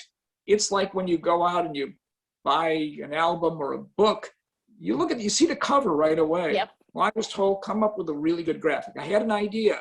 She put it right onto paper, and it was perfect, and it's our graphic now, and this is what we're doing. I knew that I had enough cachet with all these people that I have known over the course of time, from Michael Wilbon, who, congratulations, is going into the Basketball Hall of Fame. Mm-hmm. He's a South Sider, and he's one of the nicest human beings I have ever met. He's a wonderful human being, tremendously talented. But knowing him, knowing Greeny from day one, knowing Bob Costas for over 40 years, knowing Kevin Harlan for over 40 years, knowing Keith Olbermann for 40 years, all these people I have worked with, Marv Albert, who I've known for even longer, when I was doing stats for him in 1979 with the New York Knicks.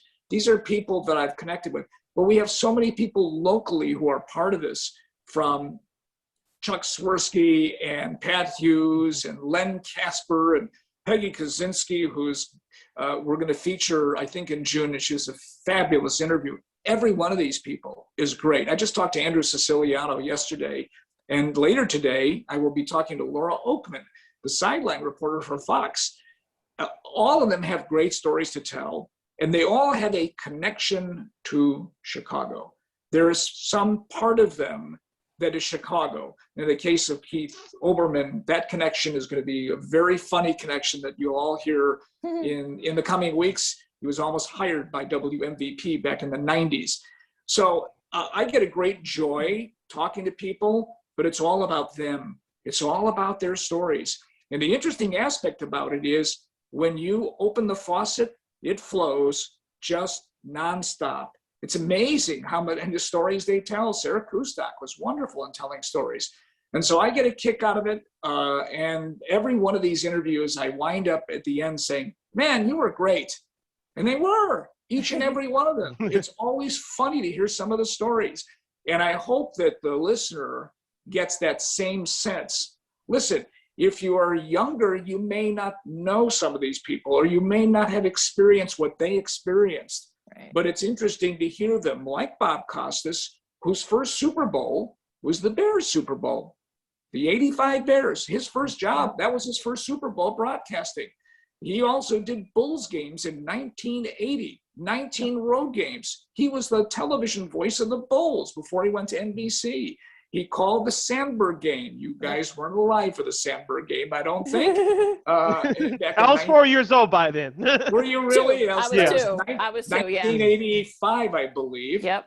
And of course, he was the voice of The Last Dance when Marv Albert wasn't at NBC at that time. Mm-hmm. So all of these people have wonderful connections, and I think that anybody who listens to it, and you can get it on an Apple Podcast and Spotify, Google, and the TuneIn app, you will be regaled with some great stories, and at the end of it, you're going to want to subscribe. So, subscribe. That's right, subscribe. Subscribe is the most important word I've learned in the English language of podcasting. Subscribe is the only word. Yeah, that's what we always say on our show as well. We always say that. That's right. Legendary Chicago sports reporter George Ofman is joining us right here on Second City Sports, along with Lakeena McGee. I am Sidney Brown. George, you brought up the Chicago Bulls, and of course, around this time last year, we were all stuck in our homes and we watched The Last Dance, which I thought was a great documentary. Of course, if you really looked into it, it was a documentary of Michael Jordan. They just used the '98 season as the background. Of course, during your career, you covered all Chicago sports championship teams. Of course, you were there on the front lines covering those 6 championship teams from the Chicago Bulls. Talk to us about covering Michael Jordan. We all heard stories that he could be tough on the national media, even tougher on the local media. What was your personal experience with Mr. Jordan? I had a great time with Michael. I thought he was very cordial to all of us. He understood what marketing was all about. He loved to talk. He loved to really dress to the nines. Yes. I will tell you a little story. He used to be, when he first came here, he was a customer at my brother's clothing store. And my brother was really smart. He tried to sign him to a contract, but he was a one-store operation, and Michael went to a larger chain, and eventually Michael became Michael. But there were 3 waves of us when Michael would speak. My job was to make sure that I was in the front. How did I do that? I'm 5'7", I'm a wisp, and I could just get right through everybody else. And sometimes people would say, how did you get in here? What? Well, how do you think I got in here? I moved my way in here because I'm not waiting for the second group, and I can't hold a microphone from 10 feet away. Thanks very much. Michael was gracious. I always enjoyed being part of that. I was part of when there wasn't that giant conglomerate of media. I was able to follow him around a couple of his shoots. This would be 1985, 84, 86 before really he gained some massive fame. So he was fun to be around. I don't particularly remember him being hard on the media. I mean, he had some people that he was hard on, like, Sports Illustrated, who basically canceled him for the baseball season. But he still was a joy to cover, and to be sitting there for most of the time at the beginning of the Chicago Stadium and for a little while at the United Center, to be sitting in the first row on the court and watch this guy operate, I'm lucky. Those of us who had that chance were very lucky to see not only the greatest player in the game's history, but probably the greatest entertainer in the game's history as well. Now, besides Jordan, what other Chicago athlete or team that you have some great camaraderie with? Well, I was lucky enough to be in Philadelphia the night the Blackhawks won that first Stanley Cup, the series of 3. I was with WGN, and they, the day before, they approached me and said, "Would you like to cover Game 6?" And I said, "Give me a second." Yes.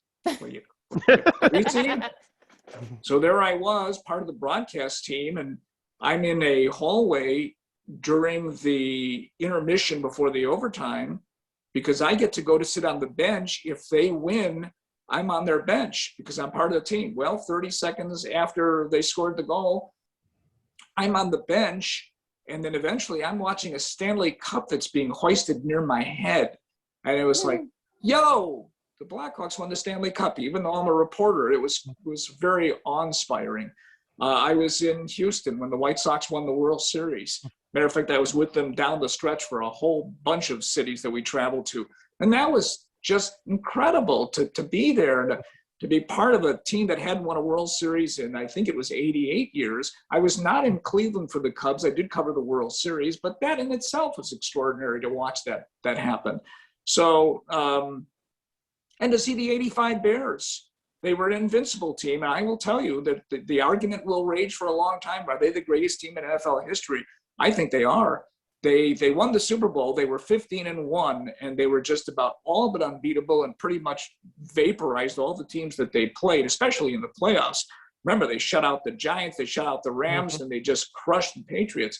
Right. So that's a lot of fun, but there's been a lot of, events that I've been to, and I was mentioning the other day about Pete Rose. When Pete Rose tied the hit record, it happened to be at Wrigley Field, and it was something that was not expected to happen on that Saturday when Pete Rose, he was a switch hitter, and Steve Trout was supposed to pitch that day. He was a left-hander. Rose was better left-handed hitting than right, so he's going to sit out the game. And what happens is that Trout falls off an exercise bicycle and can't pitch. So the right-hander throws, and Rose plays, and he gets a hit. I'm a freelance reporter, and I need an accountant to count the money I'm making that day. That's how much I appreciated that particular event. That's because he made me a lot of money. Thank you, Pete Rose. But I've been very lucky to see a lot of sporting events and see a lot of wonderful teams. I've seen a lot of dog teams in the city, but it's great to know that, after the Bulls, or rather the Bears won the Super Bowl, you had 6 NBA titles by the Bulls. You had a World Series, Stanley Cups. They all won. It's nice to know that they all won in your lifetime. Before I ask you my next question, going back to the Blackhawks when they clinched in Philadelphia in 2010, were the Philadelphia fans nice to you? You didn't get anything thrown at you, did you? No, I was good. I was only there.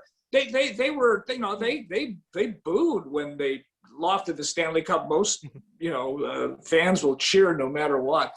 But no, I was in Philadelphia probably no more than 36 hours. I was in and out of town as quick as you can say, get me out of Philadelphia. So no, I didn't have any issue with their fans, thank goodness. Yeah, good. Did they ever find the puck, though? I think that's like the $1 million The referee question. took the puck. The referee took the puck. The young referee took that puck. And I believe he still has the puck. I'm not 100% sure of that, but he's the one who retrieved the puck from inside the net. Look, where even Doc Emmerich didn't know what was going on, but it was pretty apparent when the shot went in and you didn't see it again. It was a goal, and obviously Kane knew it was a goal, but his teammates didn't know it was a goal. And remember, Emmerich said it's one of the toughest moments I've ever had in my career. Yeah. It's the Stanley Cup championship goal, and I didn't know how to even call it. But when Kane threw up his gloves, you knew it was a goal. You couldn't see the puck anymore, except for the referee. He saw it and he took it. If you ever see it on eBay, you know who's trying to make money off of it. There you go. Going back to the '85 Bears, George. Of course, we all know it. Steve McMichael is currently battling ALS. What was your personal interaction with Mr. McMichael? I just would interview them when they were here post. I didn't travel with the Bears. He was a very interesting fellow, to say the least. They had an incredibly entertaining team. That was the other part of the '85 Bears. They were not only a great football team, historically great, but they had myriad personalities, from Jim McMahon, who I didn't care for, to the Fridge, to Sweetness, you name it. They were, and of course the Ditka. Ditka was, for what I was doing for a living, which was a freelancer, he was appointment Monday. Every time they had a Monday press conference, or if it was a Tuesday after a Monday night game, that was appointment being there, because you never knew what was going to come out of his mouth. And he knew it too. So they were a band of entertainers, but in the end, they probably should have won 2 or 3 Super Bowls, or at least appeared in 2 or 3 Super Bowls. And that was the biggest disappointment about that group of Bears players that had so many Hall of Famers, that were such a great football team. The only reason why they didn't go to more Super Bowls is they just never had the quarterback. Jim McMahon was injured. In the year that they won the Super Bowl, he only threw 15 touchdown passes. If I'm not mistaken, that's all he threw. Think about that for a minute. Well, who else should be in the Hall of Fame for those '80s Bears teams? We know Singletary's there, Dent's there, Hampton's Jay there. Jay Hilgenberg should be there. I think Colbert. Thank you. Yes, right? yes. Colbert, Colbert's in there. Yeah, Jimbo Colbert's there. Right. Yes. No, Jay's I think he belongs in the Hall of Fame. McMichael should be in the Hall of Fame. When you think about it, for his position, I believe he was 3rd all time in sacks, and he was a dominating figure. I mean, as good as Mike Singletary was, I'm not sure Singletary is the player he is without Steve McMichael. And so I think he probably belongs in the Hall of Fame as well. It's like I've argued about the Blackhawks too. We had this discussion the other day and nobody disagreed with me. Steve Larmer belongs in the Hall of Fame. Yes. Yes. Yes, totally. First of all, his jersey, there's no excuse by the Blackhawks, none. That number 28 should be hanging in the rafters and should have been 20 years ago. Yep. And it's a big mistake the Hawks have made. I don't know why they will not hang his jersey in the rafters. And the NHL really has to re-examine this, because he was a sensational player for the time he played in this league. I think Steve Larmer belongs in the Hall of Fame as well. Yeah. Yeah. We're heading down the home stretch with legendary Chicago sports reporter, Mr. George Ofman, host of the podcast Tell Me a Story I Don't Know, right here on Second City Sports, along with Lakeena McGee. I am Sidney Brown. George, let's go back to your days at WSCR, Chicago Sports Radio.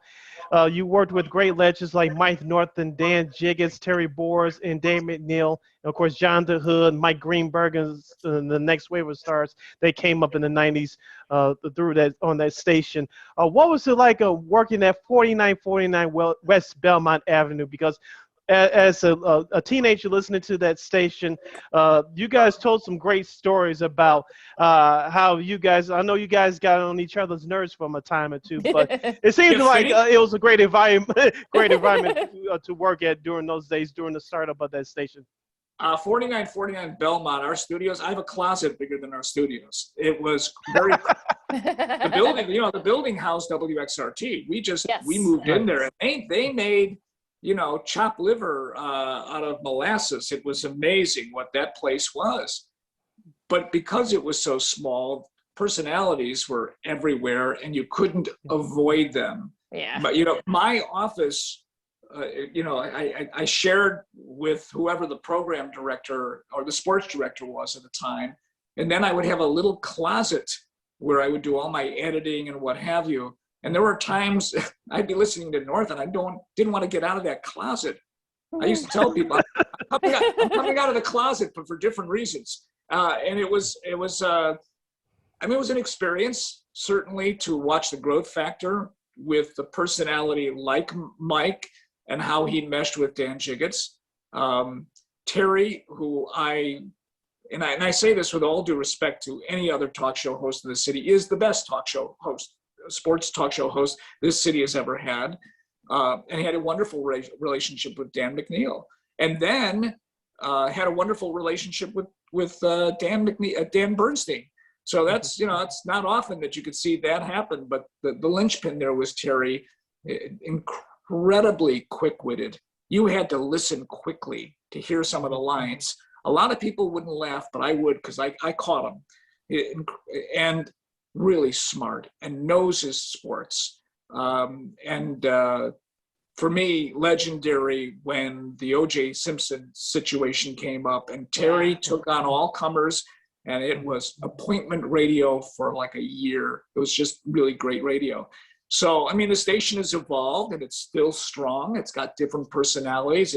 It's a little different sounding, but it's an important part of the fabric of the city. Both radio stations are, WSCR and WMVP. I listen to it now and then. I don't listen to it as often, but sometimes it's intriguing and it's worth to listen to. But to be on the ground floor was exciting. It was fun, and I had 17 pretty good years there.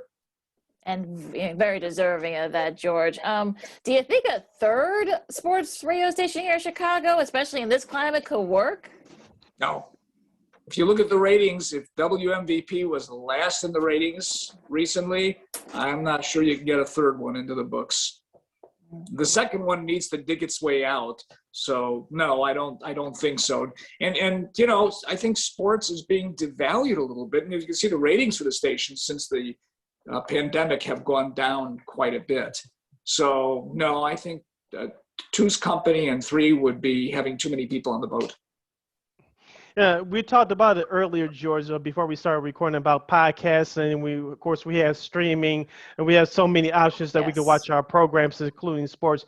You were also part of another beginning venture, which didn't go so well, called Chicago Sports Webio. You guys were really at the forefront of what we are experiencing now. Tell us about that experience, and what were you guys trying to do in the sports radio game?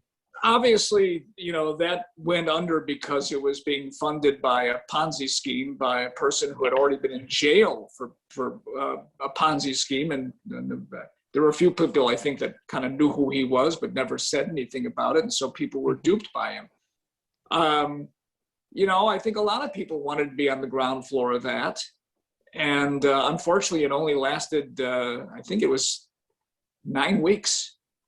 And yet, with all of that, I was sent to Calgary, Vancouver, and Detroit to cover the Blackhawks. Mm-hmm. And then we made one switch where Jesse Rogers went to cover the Hawks, and I went to Boston to cover a fabulous playoff game between the Bulls and Celtics, that series that had several double overtimes and a triple overtime. And I was at the double overtime at the TD Garden. And that was like, holy crap, what a game that was, So I did a lot of traveling, so I got a lot out of that. It was a lot of fun, to be in those particular cities. Calgary, I'll always remember. I arrived, it was 65, and when I left, it was an ice storm, and you couldn't even walk on the streets. They don't get rid of ice the way they do. They don't put salt down.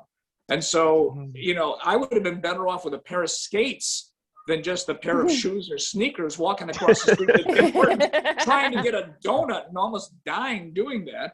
But then going to Vancouver, which was a lovely city, and being able to, you know, grab a bike and do Stanley Park, and then go to Detroit and watch this young Blackhawks team, and you knew they were going to be really good. And to be part of that was a whole great deal of fun. But it went under, and what happened after that was a series of mishaps for me, because I suddenly, I'm looking for work. And the great Dave Ennett, those of us who know him call him the great Dave Ennett, finally in July offered me a chance to come do some part-time work. The only problem is I had developed something that I thought was laryngitis. It turned out to be a paralyzed vocal cord, and I could not speak for 3 months. And finally I had a procedure done so that I could talk again. And I got my voice back, and I went there, and one thing led to another. And at age 56, I got hired by WDBM and worked there for 10 years. So you never know how a career is going to go. You never know how things are going to develop. But the one thing I've learned is, stay with it. If you have a dream, keep following it, which is what I've been doing. And now I'm following it in a podcast. I'm not done yet. No, you're not by any stretch. So last question for me, George. Was there like an athlete or a team that kind of, didn't really treat you well, or were you not too crazy about? Well, there's clearly, athletes who, may not get along with it. I've always said the first locker room I covered was the worst.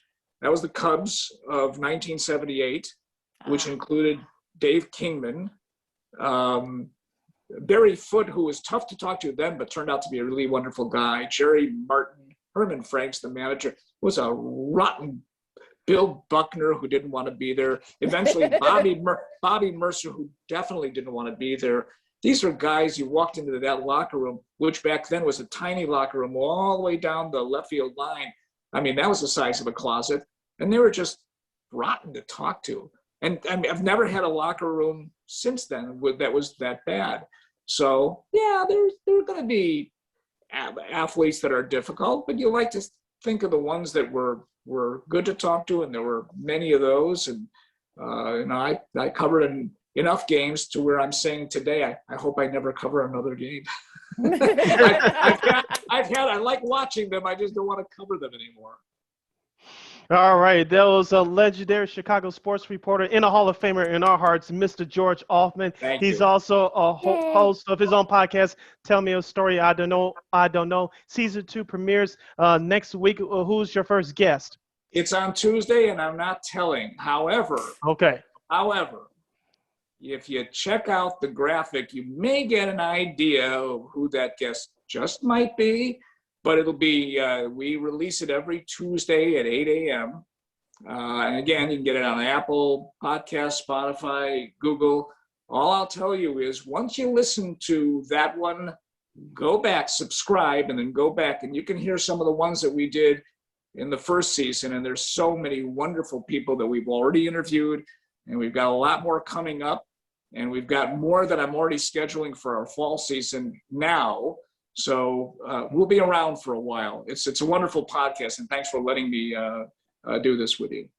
Yeah, no problem. It's a great podcast, and we support you. We hope all of our listeners and viewers will support you as well. He could be followed on Twitter and Instagram at George Ofman. That's 1F, George Ofman. Very good. That's it. See, this is the guy. Sidney did it right. People. My name has been misspelled from Ofman with 2 F's to Hoffman to Austin to Rabinowitz. I don't know who came up with that one, but it's O1FMAN. Yes, you'll find me on Twitter, Facebook, and Instagram, and that's the easiest way to get me. Subscribe, subscribe. Yes. Subscribe in capital letters, all of them, neon, subscribe. And you say it after every episode. People listen and pay attention, so there's no excuse. That's right. Thank you very much once again, sir, for joining us here today. Hopefully we could do this again sometime down the road. You keep up the great work, and we'll talk. Hopefully we'll talk again soon. Thanks, you guys George. do the same. Thank you, both of you. I appreciate it. Thank you. No problem, folks. Subscribe. Yes.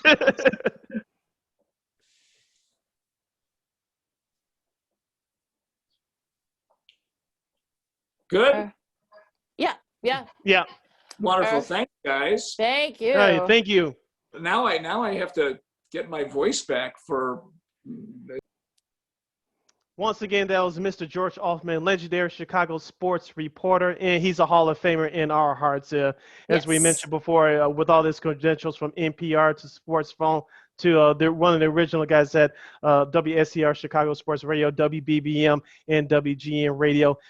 He was great with us. I hope you guys got a lesson out of there, especially for the guys that are doing what we do, and for those people that are younger that want to do what we do. If you heard his message toward the end of this interview, if you don't take something from it, there's something wrong with you. I'm glad that he joined us today. And as I mentioned during the interview, Lakeena, you and I are both around the same age. Yeah. Okay. And listening to the score, and before it became ESPN, that other station, it was just WMVP back in the early to mid 90s. Those were just great times, just listening to something start up like that. Both those stations growing to what it has become, but particularly mentioning the score with George Ofman. Just listening to him with the Jiggets and North, then with the Heavy Field Crew with Dan McNeil and Terry Boers. Those were just great times. Of course, as I mentioned, some of the newer names that came up out of that station in the business at that time: John the Hood, Jason Goff, Matt Spiegel, Matt Fishman, some of the other guys I forgot to mention. Jerry Rice, who I met many moons ago, working with the Dean Davis Show. Those guys were the pioneers as well. If I forgot any names, blame the mind, not the heart. But listening as a teenager, that was something that I wanted to do. Of course, we're doing it right now. In my wildest dreams, I didn't think I'd get a chance to talk to a legend like Mr. Ofman, but I'm glad we did it today. So I have no apologies here. I'm glad we did it. Hope you guys got something out of it. And please subscribe to his new podcast, Tell Me a Story I Don't Know. This is a perfect time this weekend. I know it's going to be nice out, but if you missed any episodes from season 1, please get caught up on them. Season 2 premieres on Tuesday, as he said, every Tuesday morning at 8 a.m. So support him just the way you support us, support him, because he's doing a great job.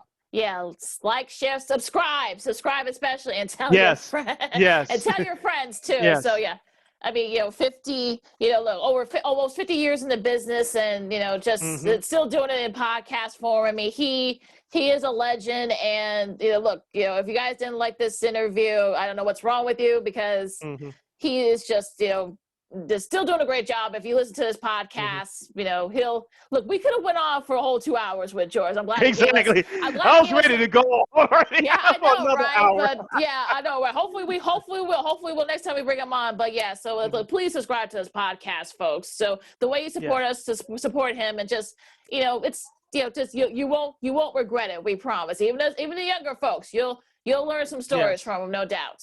Yes. I have 2 words before we end this program. Mic drop. There you go. Lakeena closes out. All right. You follow me at Keena McGee on the Twitter, and at Keena_McGee on the IG. You can follow yours truly, Sydney Brown, on the Twitter and the IG at SidKid80. Once again, that's SidKid80. That's SIDKID80. That's SIDKID80.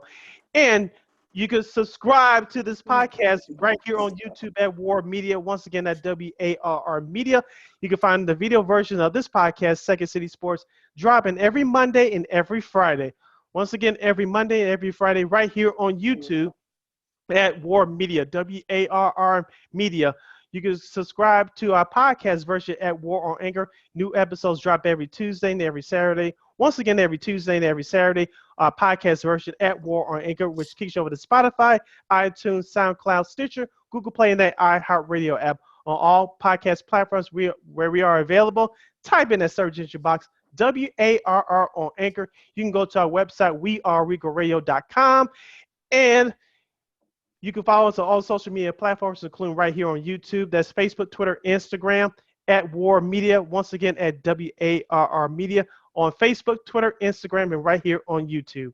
Like, share, subscribe, and tell your friends. Subscribe, folks. That's going to be the... Yes, subscribe. That's going to be a new buzzword at the end. Yeah, subscribe. All right. We're brought to you by the word subscribe. Okay, for Sid, I'm Lakeena. Enjoy the whatever, but listen to George's podcast, folks. This is the Second City Sports Zoo style, and we'll see you next week. Until next time, holla!